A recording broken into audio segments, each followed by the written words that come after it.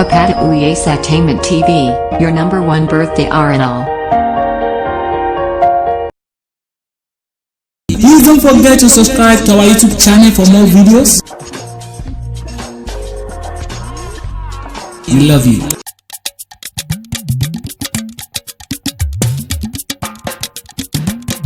Ẹjọ́ ẹ jẹ́ ká jó ká yọ̀, Àṣàkẹ́ Akéwì ló ń sọjọ́ bí o, ẹ jẹ́ ká jó ká yọ̀. Ẹ jẹ́ ká jó ká yọ̀, Àṣàkẹ́ Akéwì ló ń sọjọ́ bí o, ẹ jẹ́ ká jó ká yọ̀. Apata Ewi mo tún dé, èmi ni wọ́n gbé bìrìtì tó mọ́jú, àròyé òkàgbọ̀n afẹ́fẹ́ ní gbé wọn lọ.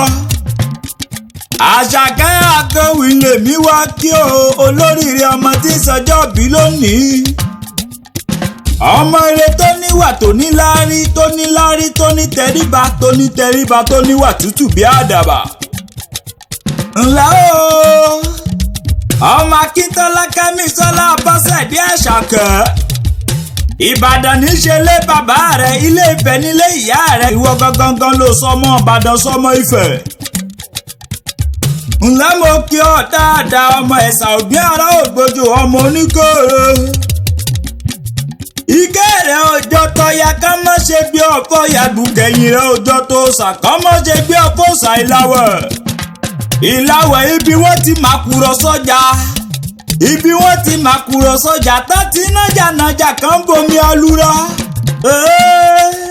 Apá ọ̀tún ológbòjò ìgbé eégún, òsì ológbòjò ìgbé eégún. Iwájú àtẹ̀yìn ológbòjò ìgbé eégún, ìwọ lọmọ eégún ṣékétéwé làgbàyé ọmọ náà láre. Ìgbà tí bàbá yín lọ sóde Ọ̀yọ́ níjọ́sí, wọ́n ní kí bàbá yín kẹ́gbẹ̀rún eégún wá, bàbá yín kẹ́gbẹ̀rún eégún lọ.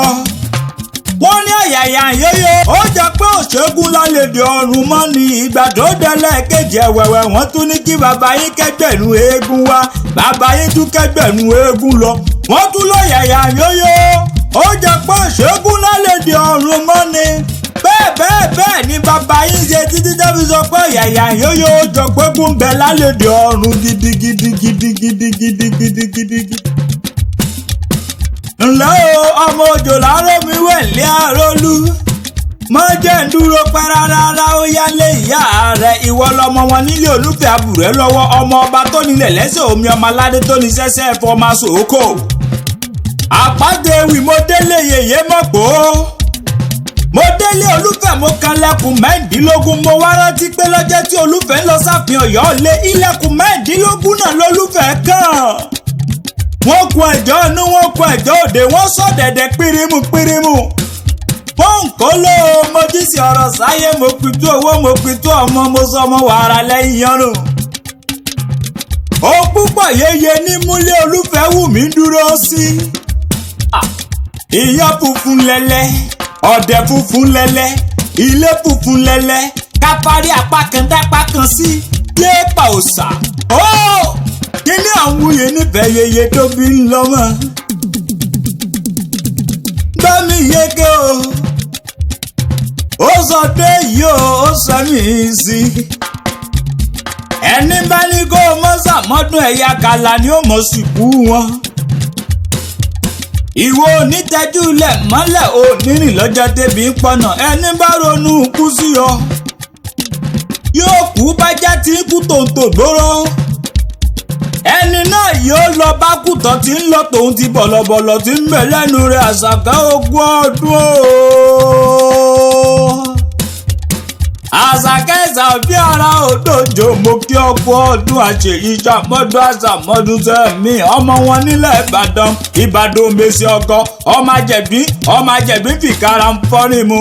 Ìbàdàn o, ọmọ àfìtó òṣèwìn ìbọn, máa wọlé máa rọra. Ṣebí àìwáyé ká mọ́ làrùn kan lára ìjà gbòòrò níjà Ìbàdàn. Ìwọ lọmọ gbọ́ sásá mọ̀sá, ọmọ gbọ́ yàyà mọ́yà.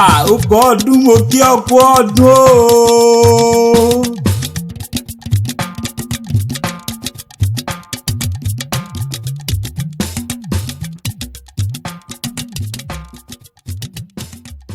Thank you for watching our video and follow us on Instagram, Twitter and Facebook at Apata Ewi. Please don't forget to subscribe to our YouTube channel for more videos. We love you.